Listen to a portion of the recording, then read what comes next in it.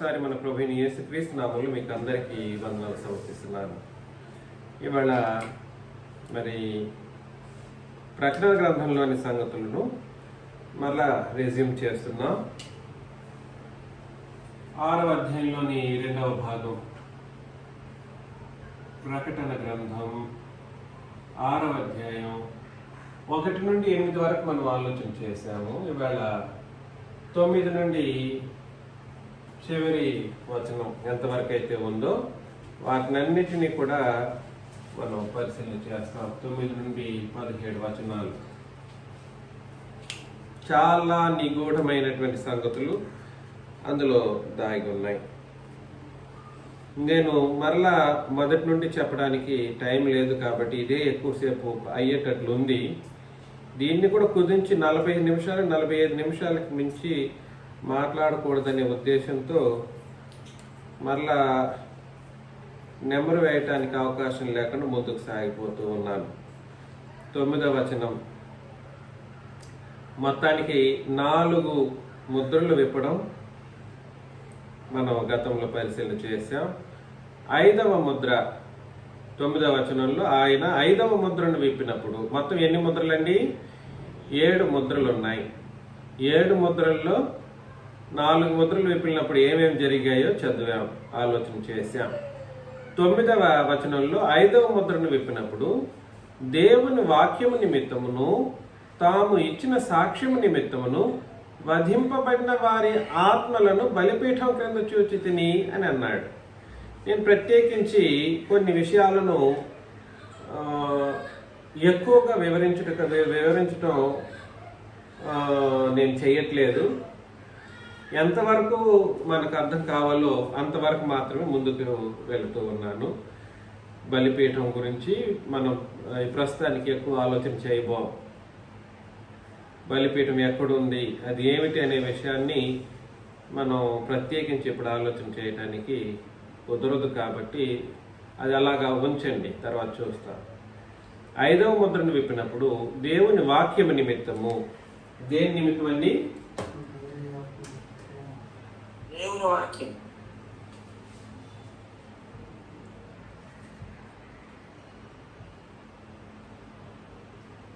దేవుని వాక్యం నిమిత్తమును, తర్వాత తాము ఇచ్చిన సాక్ష్యము నిమిత్తమును, 2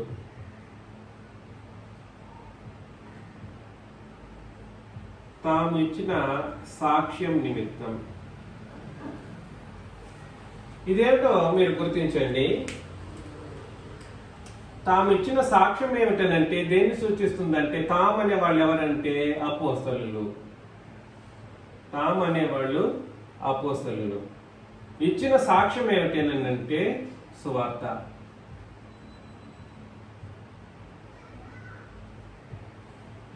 సాక్ష్యము అని ఎందుకు చెప్పడం జరిగింది అని అంటే, యేసు ప్రభువును సిలువలో వేసినప్పుడు ఆయన మరణిస్తూ ఉండగా ఆయన మరణంలో అత్యంత వేదనకరమైనటువంటి పరిస్థితులు ఆయన వేలాడి తీయబడినప్పుడు ఆ సిలువలో కారిన రక్తాన్ని కళ్ళారా చూసినటువంటి వాళ్ళు సాక్షులు. ఎవరు వీళ్ళు? కళ్ళారా చూసిన వాళ్ళు సాక్ష్యం. దీన్ని టెస్టిమోనీ అని అంటారన్నమాట. కళ్ళారా చూస్తే దాన్ని ఏమంటారు? సాక్ష్యాన్ని ఏమంటారండి? టెస్టిమోనీ. కళ్ళారా చూస్తే దాన్ని సాక్ష్యం అని అంటారు. చూడని వాళ్ళు ఎవరైనా సాక్ష్యం చెప్పగలరా? చూడని వాళ్ళు సాక్ష్యం చెప్పగలరా అంటే చూడని వాళ్ళు ఖచ్చితంగా సాక్ష్యం అనేది చెప్పలేరు. అందులో దేనికి అపోస్తలులు సాక్ష్యం అని అంటే, ఆయన యొక్క మరణాన్ని కళ్ళారా చూసింది వీళ్ళే కాబట్టి మరణానికి సాక్షులు. ఆయన తిరిగి లేచినారు చూడండి, ఆయన సమాధి చేసినప్పుడు సమాధిని గుర్తించిన వాళ్ళు కూడా ఎవరనంటే అపోస్తలులే. ప్లస్ సమాధి చేసిన తర్వాత 3వ రోజు తిరిగి లేచిన ఆ పునరుత్థానాన్ని చూసింది కూడా ఎవరు? అపోస్తలులు. ఈ మూడింటిని కళ్ళారా చూసింది ఎవరు అని అంటే అపోస్తలులు. కాబట్టి ఈ మూడింటికి సంబంధించిన వాళ్ళు సాక్ష్యం పలికగలిగిన ఏకైక ప్రజలు ఈ 12 మంది అపోస్తలులతో పాటుగా ఇంకొక ఆయన ఎవరు, ఆ పౌలు కూడా ఉన్నాడు ఆ సందర్భంలో. అది ఫ్యూచర్లో చూస్తాం. సో వీళ్ళు ముగ్గురు కూడా సరే అపోస్తలులు, క్షమించండి, అపోస్తలులు ఈ మూడింటి కార్యక్రమాలను చూశారు. కాబట్టి తాము ఇచ్చిన సాక్ష్యం ఏమిటంటే సువార్త. మరి అది సువార్త అన్నప్పుడు దేవుని వాక్యం నిమిత్తమని అన్నాడు. దాని అర్థం ఏమిటి?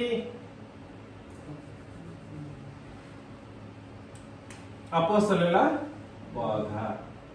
వాక్యం ఏమిటి? అపోస్తలుల బోధ.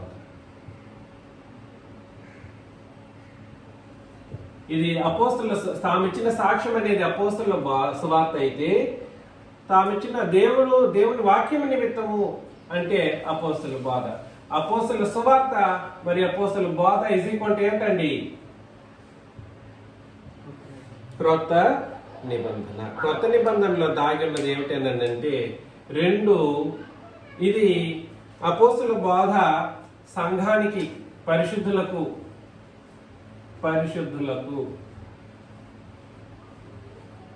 లేదా సంఘానికి.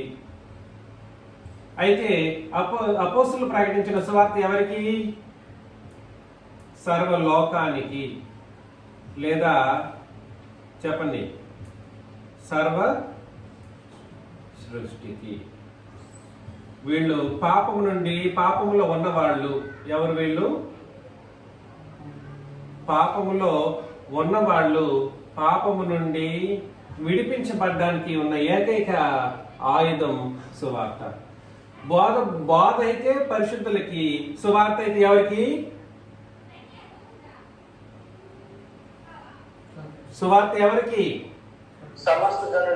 సమస్త జనులకు లేదా పాపులకు. పాపులకు సువార్త, పరిశుద్ధులకు అపోస్తలుల బోధ. వ్యత్యాసం గుర్తించండి. పాపులకి పరిశుద్ధులకి వ్యత్యాసం ఉందా? ఎంత వేస్తే వ్యత్యాసం ఉంది? పాపులుకి వ్యతిరేక పదం ఏమిటి? పరిశుద్ధులు.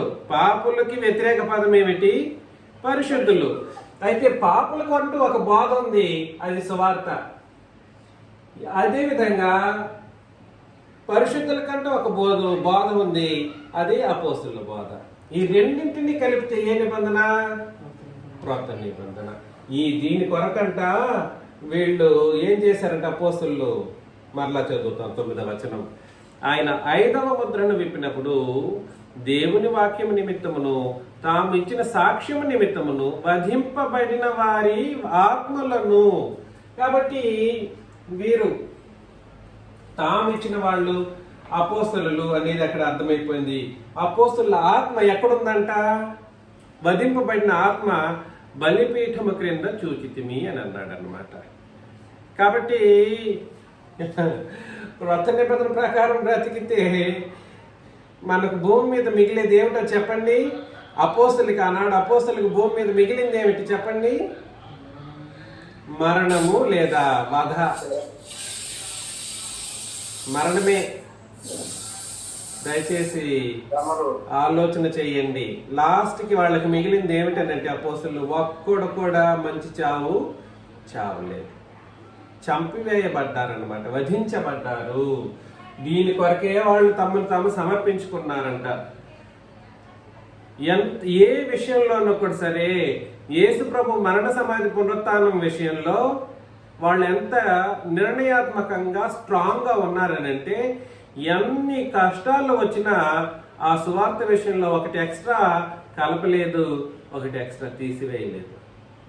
వాళ్ళ పరిమితిని వాళ్ళు గుర్తించి ఆ ఉపదేశాన్ని సర్వలోకం దగ్గరికి వెళ్ళినప్పుడు ఆ పరిమితులను గుర్తించి ఆ బోధను పరిశుద్ధుల సంఘానికి తీసుకెళ్ళినప్పుడు వాళ్ళకి మిగిలిందంటూ ఉంటే ఏమీ కాదు. ఏమిటి? వధించబడి మరణించేటువంటి ఒక పరిస్థితి అన్నమాట. వధించబడి మరణించిన స్థితిగతిని వాళ్ళు ఎదుర్కొన్నారు. వాళ్ళు అడుగుతున్నారంట 10వ వచనంలో, వారు నాథా సత్యస్వరూపి, నాథా సత్యస్వరూపి, పరిశుద్ధుడా, ఎందాక తీర్పు తీర్చకయు మా రక్తము నిమిత్తము భూనివాసులకు ప్రతిదండన చేయకయు ఉందవని బిగ్గరగా కేకలు వేసిరి అని వేశారంట. కాబట్టి మా రక్తం నిమిత్తం అంటే ఎవరు? దాని అర్థం ఏమిటి? రక్తం నిమిత్తం అంటే అర్థం ఏమిటి? వాళ్ళు వధించబడ్డారు పైన. అందుకని వధింపబడిన ఆత్మలని చదివాం కదండి. వధించబడినప్పుడు ఏం జరుగుతుంది? రక్తం అనేది అంటే ఎవ్వరూ కూడా న్యాచురల్ డెత్ అనేది వాళ్ళు పొందలేదు, న్యాచురల్గా చావలేదు, సహజ సిద్ధమైనటువంటి మరణాన్ని అనుభవించలేదు. మరి వధించబడినటువంటి పరిస్థితుల్లో ప్రతి ఒక్కరి రక్తం, అపోస్తలు లేక ప్రతి ఒక్కరి రక్తం నేల కారిందన్నమాట. అర్థమవుతుందా? అలాగా మేమైతే ఇట్లా కార్చి మేము ఇప్పటికీ ఇక్కడ ఉన్నాం. అయితే ఇంక ఎంతకాలం మీరు వెయిటింగ్లో ఉంటారు తండ్రి? నాదా సత్యస్వరూపి, పరిశుద్ధుడా, ఎందాక మీరు తీర్పు తీర్చుకుంటారు? మీరు ఈ భూజనులకు, భూనివాసులకు ప్రతిదండన చేయక ఎంతకాలం ఉంటారు అని వారు బిగ్గరగా కేకలు వేసి అడుగుతున్నారు. మీకు అందరికి గతంలో చెప్పాను, భూనివాసులు అనగా ఎవరు? భూనివాసులు అంటే ఎవరు? పాపులు. జగత్తోత్పత్తి మొదలుకొని భూనివాసులు అంటే రెండు ముఖ్యమైనటువంటి ఎక్స్ప్లెనేషన్ ఉంది. మరొకసారి ప్రకటన గ్రంథం 13:8 చదువుతాం.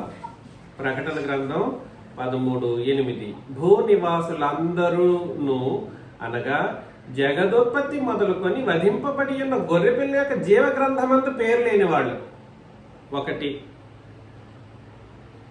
ఈ జగదోత్పత్తి అంటే కూడా వివరించాను మీకు. ఈ జగదోత్పత్తి అంటే మీరు అనుకుంటున్నట్టు ఆది కాండంలో ప్రారంభమైన జగదోత్పత్తి గురించి కాదు. క్రీస్తు యేసు శిలువ అనంతరం ఏర్పడినటువంటి నూతన సృష్టి. ఈ క్రొత్త ఆకాశం, క్రొత్త భూమి అనగా ఆత్మ సంబంధమైన క్రొత్త ఆకాశం, ఆత్మ సంబంధమైనటువంటి క్రొత్త భూమి, అందులో పరిశుద్ధులైన ప్రజలు అనగా క్రీస్తు యేసు రక్తం చేత కడుగబడినటువంటి ప్రజలు, అందులో క్రీస్తు యొక్కయు తండ్రి యొక్కయు నీతితో కూడినటువంటి వాతావరణంతో నింపబడినటువంటి లోకం అది. ఏ లోకం అది? ఏ వాతావరణం అందులో ఉంటుంది? దేవుని యొక్కయు క్రీస్తు యొక్కయు నీతితో నింపబడినటువంటి వాతావరణం అందులో ఉంటుంది. ఈ వాతావరణం అత్యంత అద్భుతమైనటువంటి వాతావరణం. ఈ ఆత్మ సంబంధమైనటువంటి ఇరువురి యొక్క నీతితో కూడినటువంటి వాతావరణంతో ఉన్నటువంటి లోకం, మహాలోకం, పరిశుద్ధ లోకం, పరలోకం. ఆ లోకానికి సమానమైనది ఏ లోకానికి?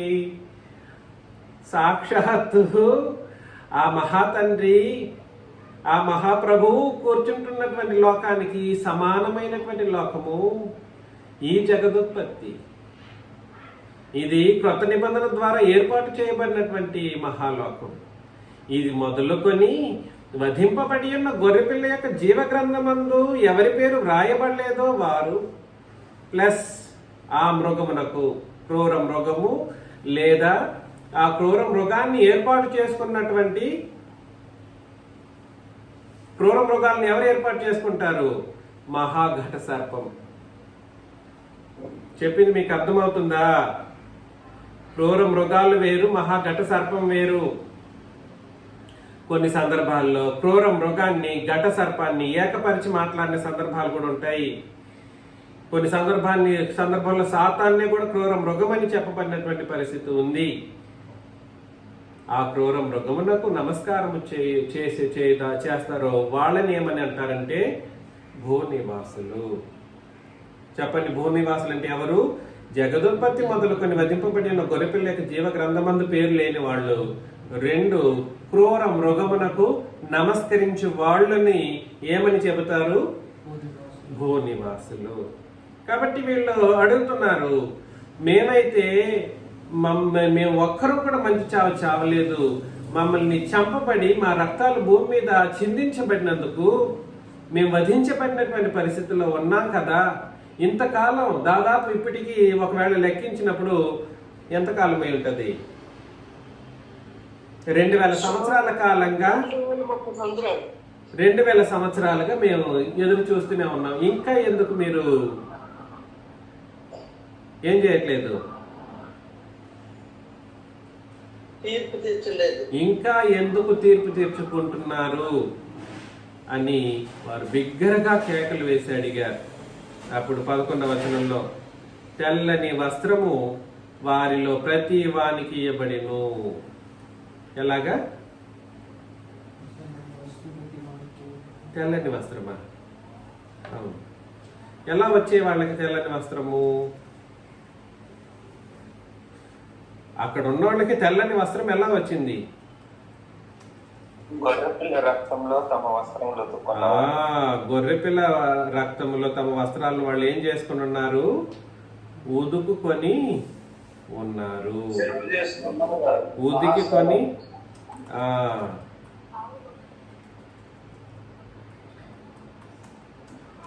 కాబట్టి తెల్లని వస్త్రం ఎక్కడి నుండి వచ్చింది వాళ్ళకి అని మనం ఆలోచన చేసినప్పుడు, ఎక్కడికి అపోస్తులకి తప్ప ఆ కాలంలో అంతకు ముందు ఉన్న వాళ్ళకి ఎవరికి కూడా అటువంటి తెలుపుతో కూడినటువంటి వస్త్రము ఇవ్వబడలేదు.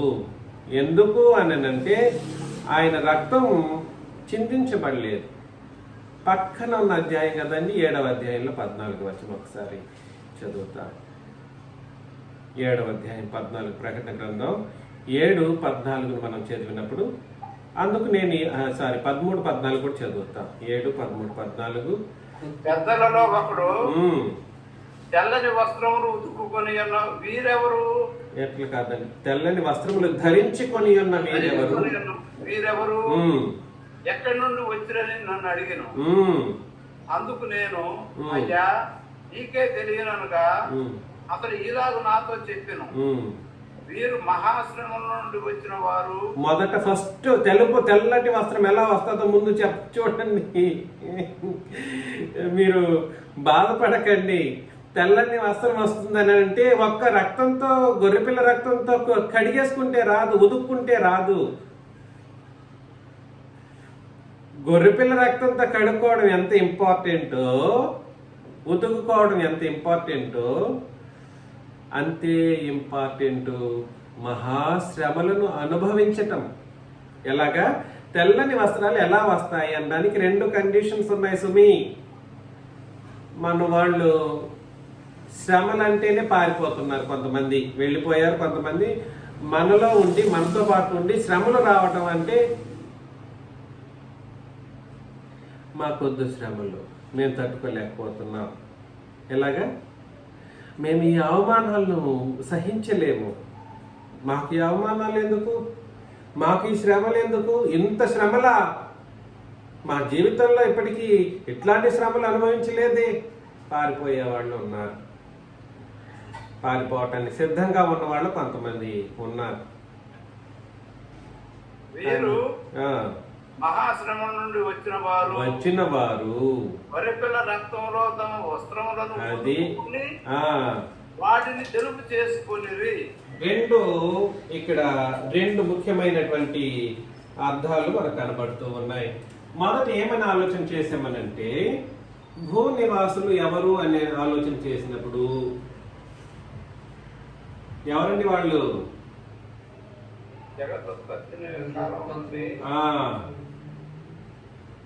గొర్రెపిల్ల జీవ గ్రంథమందు పేరు లేని వాళ్ళు, గ్రంథమందు పేరు లేని వాళ్ళు, మరియు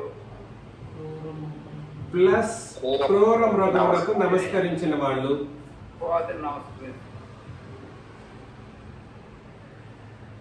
నమస్కరించడం అంటే ఏమిటి అర్థం? నమస్కరించిన వాళ్ళు, వీళ్ళు నమస్కరించేస్తారు అవసరమైతే. అర్థమవుతుందా? వీళ్ళు భూ నివాసులు. అయితే తెల్లని వస్త్రములు ధరించిన వాళ్ళు ఎవరు వాళ్ళు ఎలాగొచ్చాయి వాళ్ళకి తెల్లని వస్త్రాలు? మహాశ్రమల ద్వారా ఆ, మహాశ్రమలు. ఇది లేకుండా నువ్వు తెల్లని వస్త్రం ధరించి లేవు సుమి, గుర్తుపెట్టుకోండి. శ్రమలు వస్తేనే తట్టుకోలేకపోతున్నాం. మహాశ్రమలు వస్తాయంట. మహాశ్రమలతో పాటుగా వాళ్ళు ఎలా ఉంటది వాళ్ళ పరిస్థితి? గొర్రెపిల్ల రక్తములో గొర్రెపిల్ల రక్తములో వస్త్రాలను ఉతుక్కుని. గొర్రెపిల్ల రక్తం ఎక్కడుంది ఇప్పుడు? గ్రంథం. గొర్రెపిల్ల రక్తం ఏమిటి? క్రొత్త నిబంధన. గొర్రెపిల్ల రక్తం అంటే ఎక్కడో రక్తాన్ని తీసుకొచ్చుకునేసి గొర్రెలు కోసేసి దాని రక్తాన్ని తీసుకొచ్చి ఉతకడం కాదు. అది ఉదికితే స్టెయిన్ అయిపోతుంది. అది కాదు. ఆ గొర్రెపిల్ల ఎవరనంటే క్రీస్తునే గొర్రెపిల్ల. ఆ గొర్రెపిల్ల రక్తం అంటే క్రొత్త నిబంధన. దీని ద్వారా మనం ఏం చేయబడాలంటే మన యొక్క శరీరం అనే వస్త్రాలను ఉదకబడాలన్నమాట. శరీరం అనే వస్త్రాలు ఏం చేయబడాలి? కొంతమంది తిట్లు తిడుతూ ఉంటారు, నిన్ను ఉతికి ఆరేస్తానంటా ఉంటారు. నిన్ను ఉతికి ఆరేస్తాను చూడు అంటారన్నమాట. ఆ ఉతుకడం మీద దేన్ని బట్టి ఉతకాలో తెలుసా? ఎవరికి వాళ్ళు ఉతుక్కోవడమే ఇది. అందుకే అక్కడ ఆ మాట అన్నాడు, గొర్రెపిల్ల రక్తంలో తమ వస్త్రములను ఉదుకుకొని వాటిని తెలుపు చేసుకున్నారు. ఎవరికి? నేను ఉతకడం కాదు మిమ్మల్ని పట్టుకునేసి. అది ఎవరికి వాళ్ళు ఉతుక్కోవాలి. ఎవరు శ్రమలు అనుభవిస్తే వాళ్ళు తమ శరీరములను గొర్రెపిల్ల రక్తంలో ఎన్ని శ్రమలు వచ్చినా, గుర్తుపెట్టుకోండి, ఎన్ని శ్రమలు వచ్చినా, మ్యూట్లో పెట్టండి మరీ వస్తారు, సౌండ్ వినిపిస్తుంది ఎక్కువగా. ఎన్ని శ్రమలు వచ్చినా,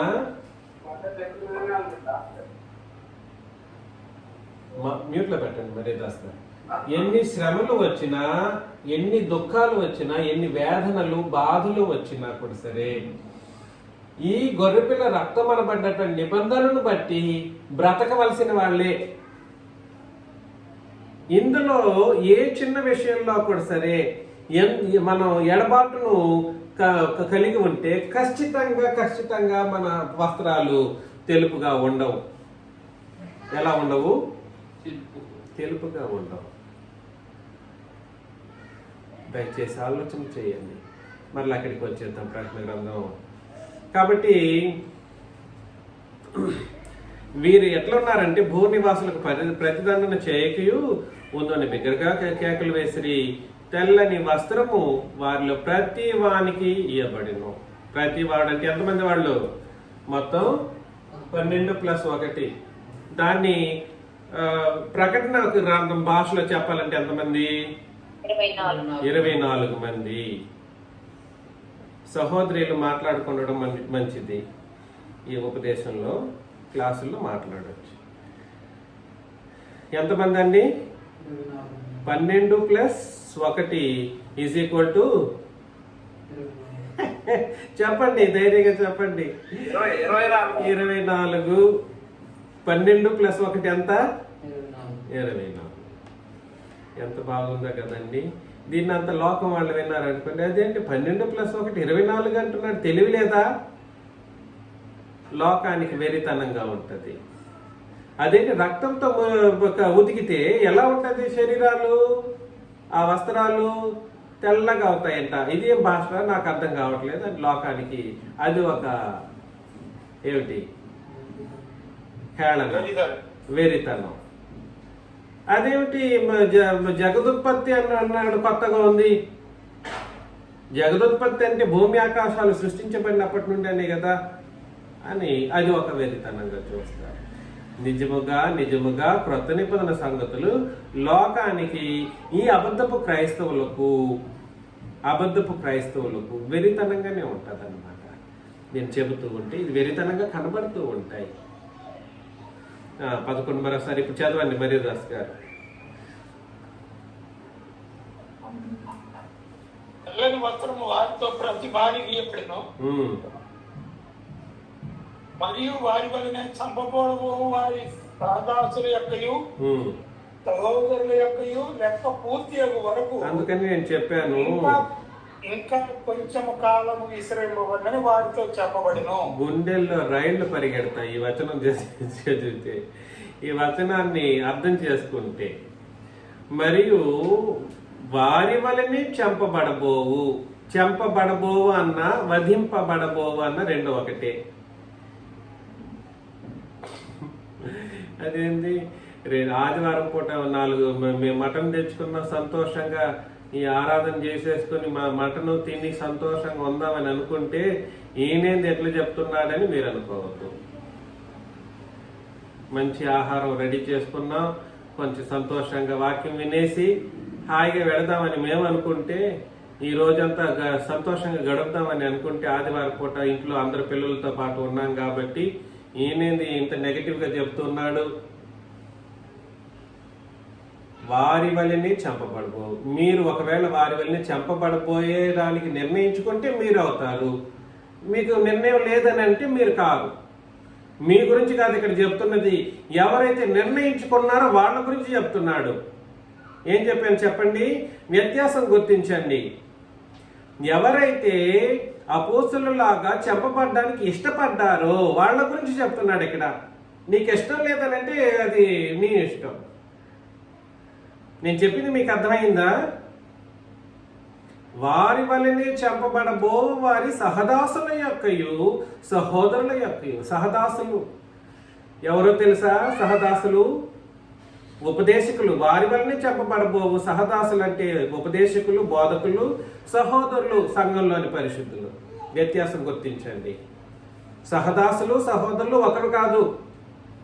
సహదాసులు అంటే ఉపదేశకులు, సంఘాన్ని నడిపించే నాయకులు, సంఘాన్ని నడిపించేటువంటి బోధకులు సహదాసులు. సహోదరులు అని అంటే సంఘంలోని పరిశుద్ధులు. కానీ అటు అపోస్తలులకైనా, ఇటు సహదాసులకైనా, ఇటు సంఘంలోని పరిశుద్ధులకైనా ఒకటే మూలం. ఏమిటది?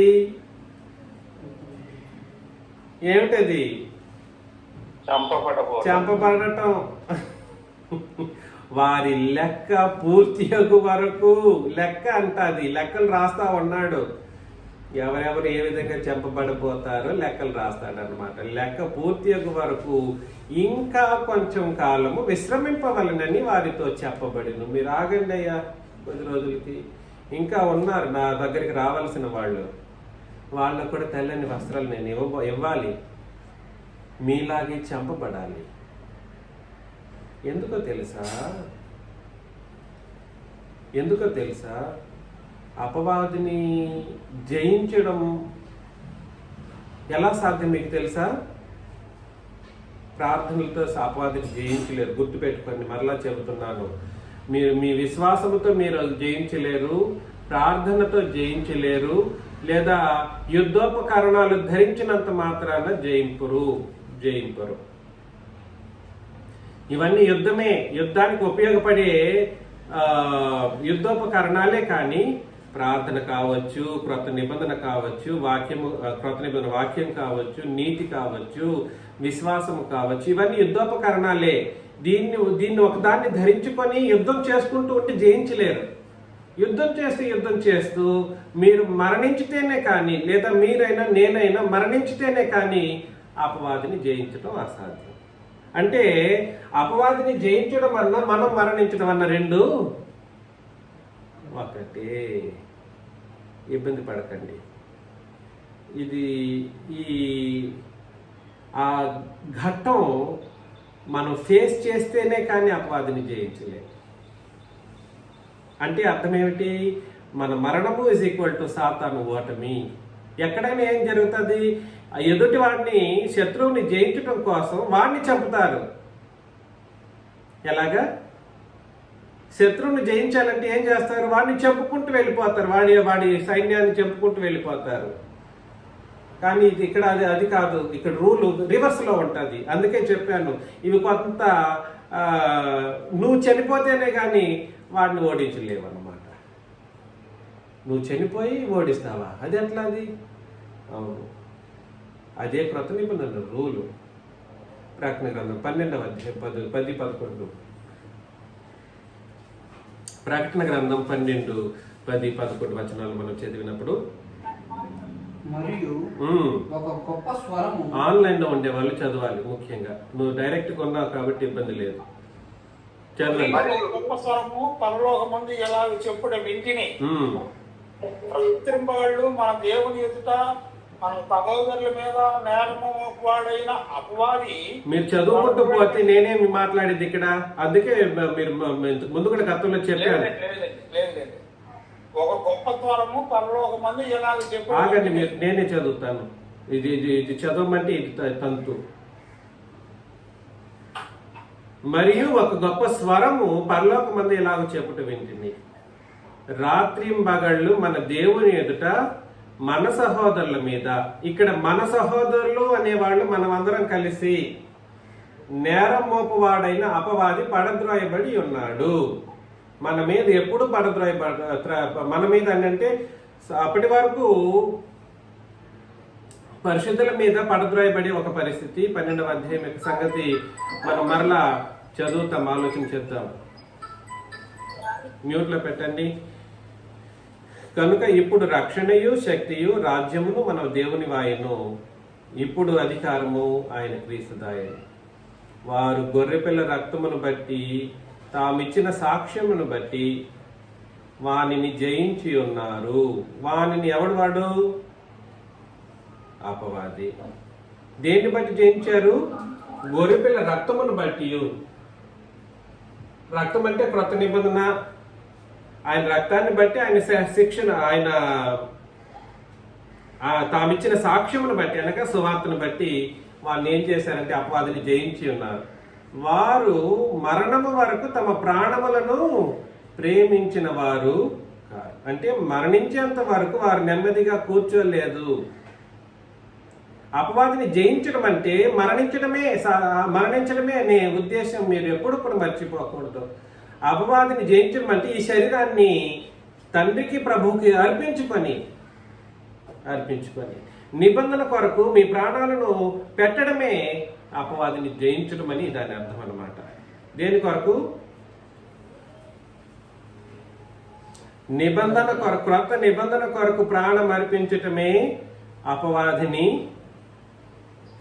జయించటం. కాబట్టి వాళ్ళు ఎలా జయించారు? అపోస్తలులు ఎలా జయించారు? గొర్రెపిల్ల రక్తమును బట్టి తామిచ్చిన సాక్ష్యమును బట్టి వానిని జయించి ఉన్నారు.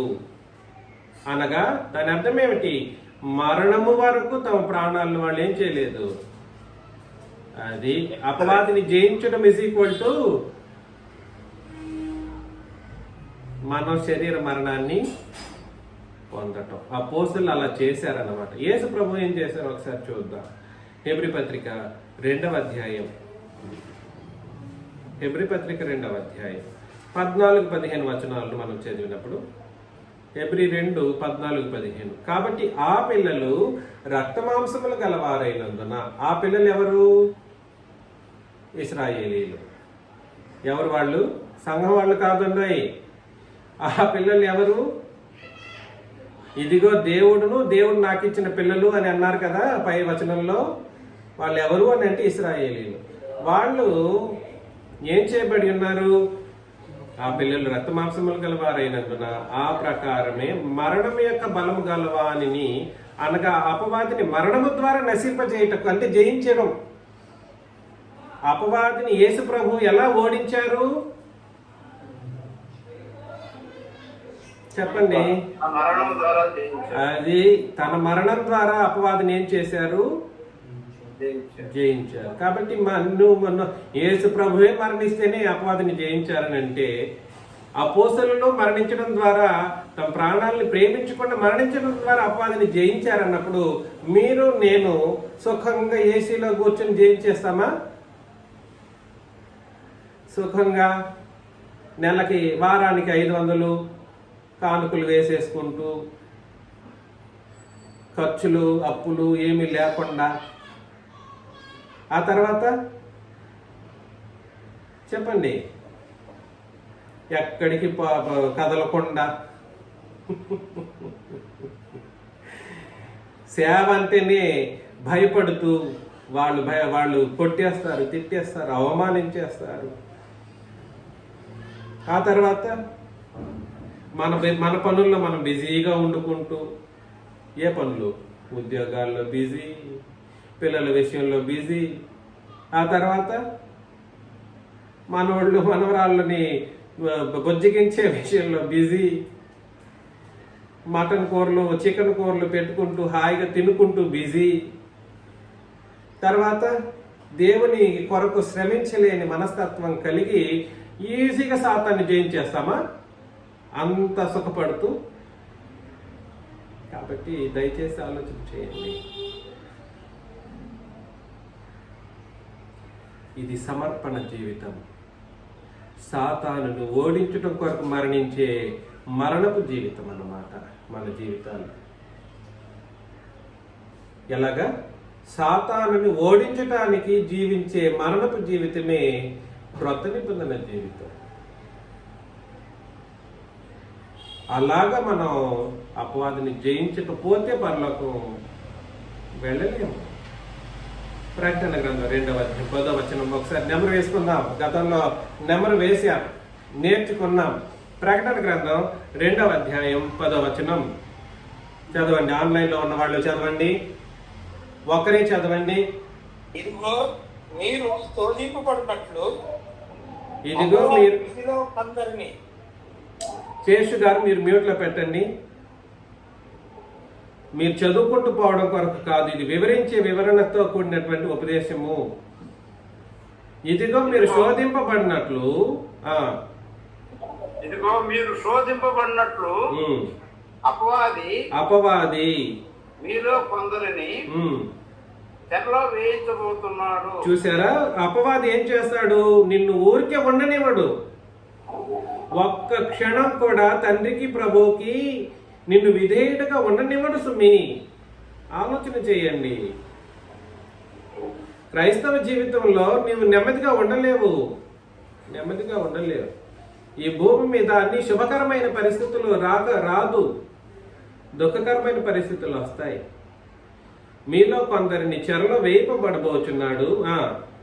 10 దినములు శ్రమ కలుగును. ఎన్ని దినాలు? 10 దినాలు శ్రమ కలుగును. మరణం వరకు నమ్మకముగా ఉండుము, నేను నీకు జీవ కిరీటం ఇచ్చేదను. కాబట్టి శ్రమ మరణం రెండు కలగకపోతే నీకేం రాదు. దాని ద్వారా అపవాది ఏం చేయబడతాడు? అది రూల్ అన్నమాట. యేసు ప్రభు అయినా చేసింది అదే, అపోస్తులు చేసింది అది. ఈరోజు సహదాసుడైన నేను, నా మార్గం అదే, సహోదరులైన మీ మార్గము అదే. కాబట్టి శ్రమలు, మహాశ్రమలు, మరణము మనం జయించడం, మరణం ద్వారా సాతాన్ని జయిస్తేనే నీకేమొస్తుంది? జీవ కిరీటం అన్నది వస్తుంది. లేదనంటే జీవ కిరీటం రాదు. సుమి, అంత సులభంగా అయ్యేది కాదు.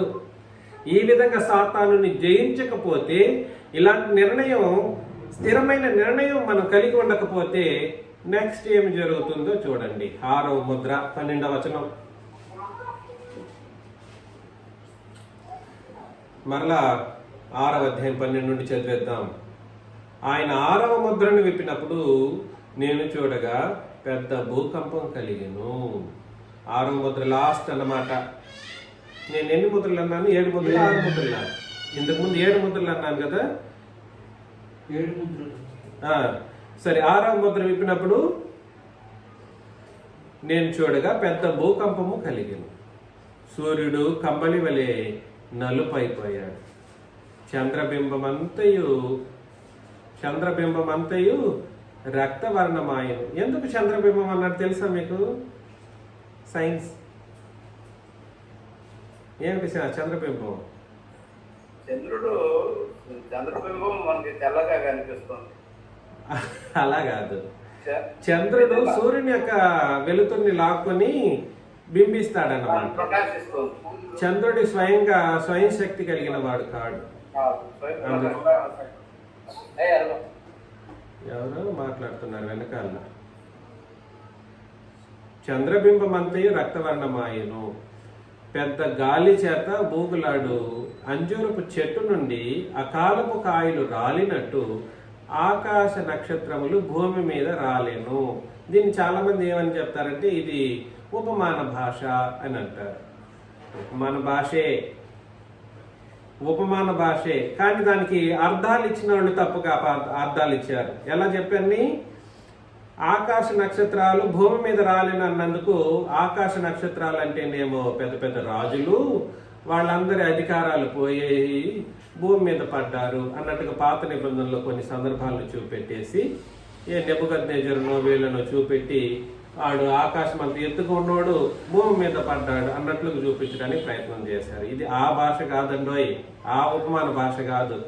ఇక్కడ చెప్పబడిన ఉపమాన భాష ఏమిటనంటే అకాలపు కాయలు రాలినట్టు ఆకాశ నక్షత్రములు అంటే వాస్తవానికి నక్షత్రాలే. సూర్యుడు, చంద్రుడు, నక్షత్రాలు ఇవన్నీ నిజమైనవే. ఆరో ముద్ర విప్పితే సర్వము కొలాప్స్ అయిపోతాయని చెప్పి ఒక ఉపమాన భాష.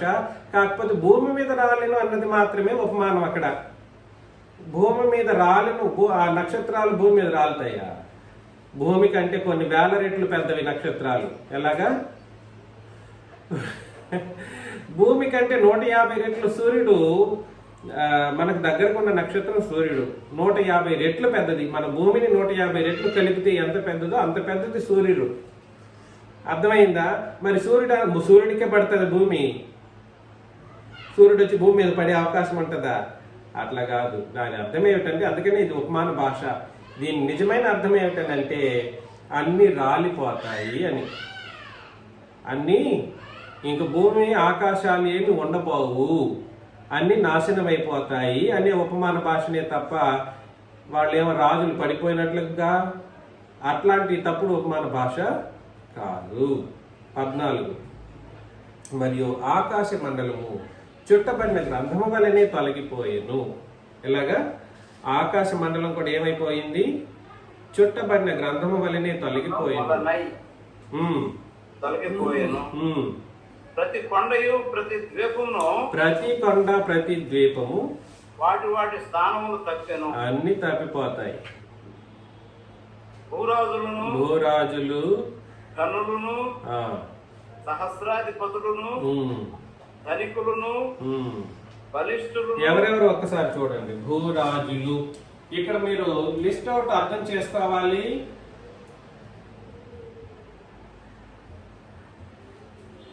ఈ భూరాజులు ఈ భూ నివాసులకి రాజులు అన్నమాట. ఏం చెప్పాను? భూ నివాసులకి భూరాజులు. వీళ్ళకి, ఈ పరిశుద్ధులకి, తెల్లని వస్త్రాలు ధరించిన వాళ్ళకి సంబంధం లేదు. అర్థం చేసుకోండి.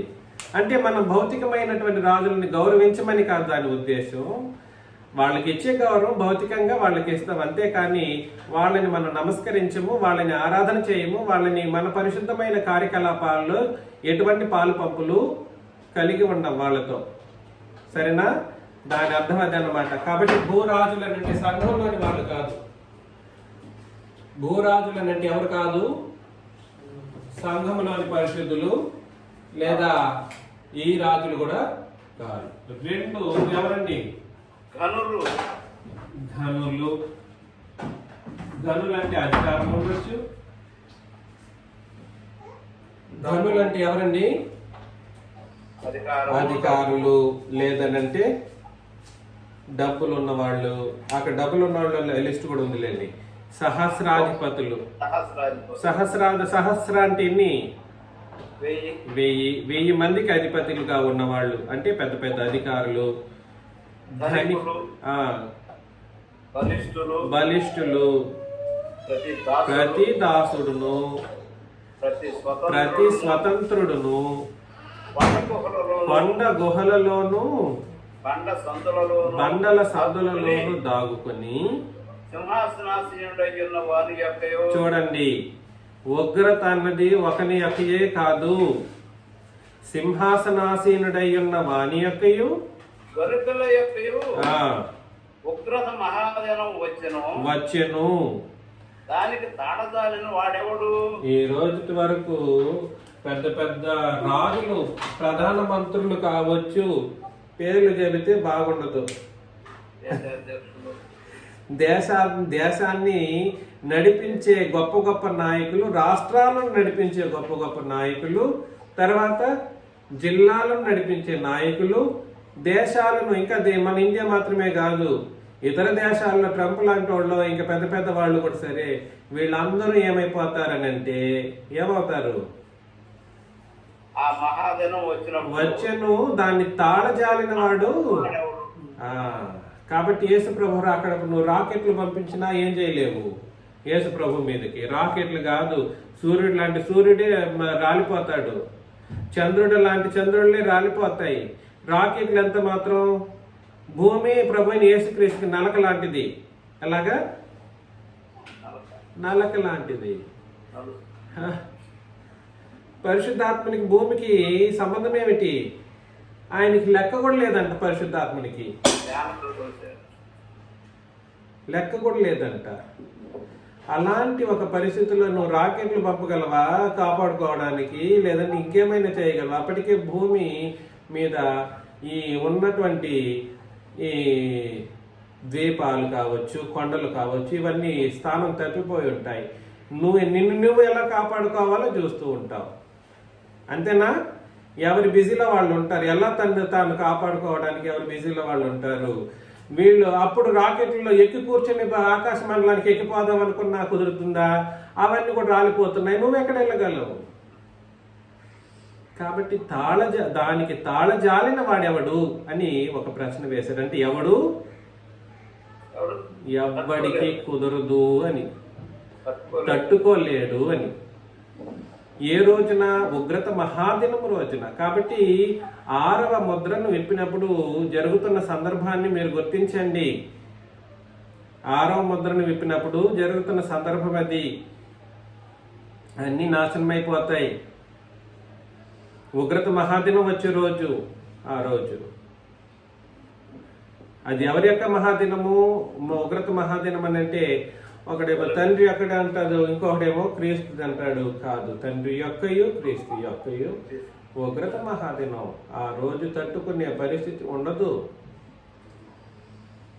ఆ ఉగ్రత ఎలా వచ్చింది అనేది మీకు అందరికీ తెలిసిందే. ప్రతినిత్యం నేను చెప్పేదే. ఒక మనిషి మీదకి ఉగ్రత ఎలా వచ్చి నిలబడుతుంది? ఎలా వస్తుంది? ఉగ్రత వచ్చే మార్గం ఏమిటి? 2 మార్గాలు. ఒకటి పాపము, 2 ధర్మశాస్త్రం. ఉగ్రత వచ్చే మార్గం ఏమిటి ఇవాళ? ఒకటి పాపము, 2 ధర్మశాస్త్రం. అటు పాపం మీద, ధర్మశాస్త్రాన్ని బట్టి బ్రతికే వాళ్ళ మీద దేవుని ఉగ్రత ఎలా వస్తుంది? మరలా ఎలా వస్తుంది అని అంటే ఎలా వస్తుంది?